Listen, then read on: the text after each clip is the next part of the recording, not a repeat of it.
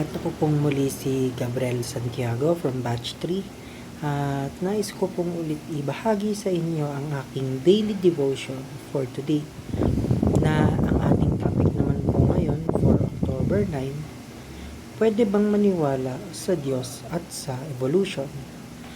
Ang ating main topic po ngayon, ang ating main concept po ngayon is about theistic evolution.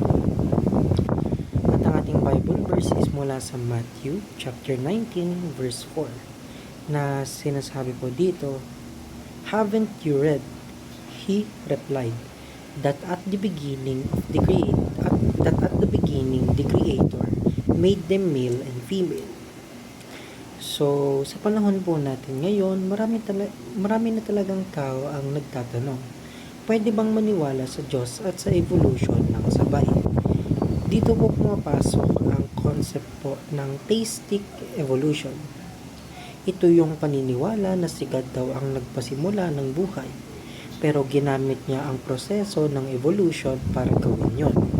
Parang gusto nitong ihalo ang turo ng Bible at ng modern science tungkol sa kung paano nagsimula ang lahat.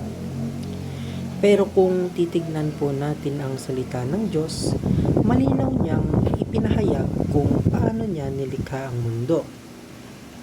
Sa Genesis 1-2 po, sinasabi na God created everything in 6 days at ginawa niya si Adan mula sa kalabog ng lupa.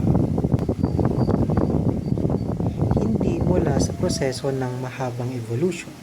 Ibig sabihin, hindi random or aksidente ang pagkakalikha sa atin. Nilalang tayo ng Diyos sa kanyang imahe. May purpose at may relasyon sa kanya. Ang problema kasi sa theistic evolution, kahit maganda ang intensyon nitong pag-isahin ang science at faith, nagkakaroon ito ng tendency na bawasan ang otoridad ng Biblia.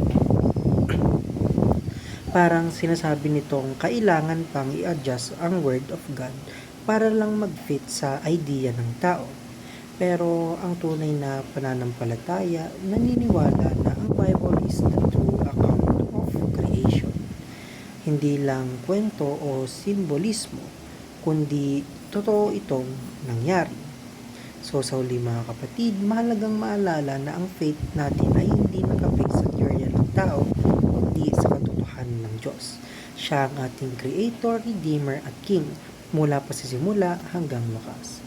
At hanggang dito lamang po ang aking daily devotion for today at salamat po sa inyong pakikinig.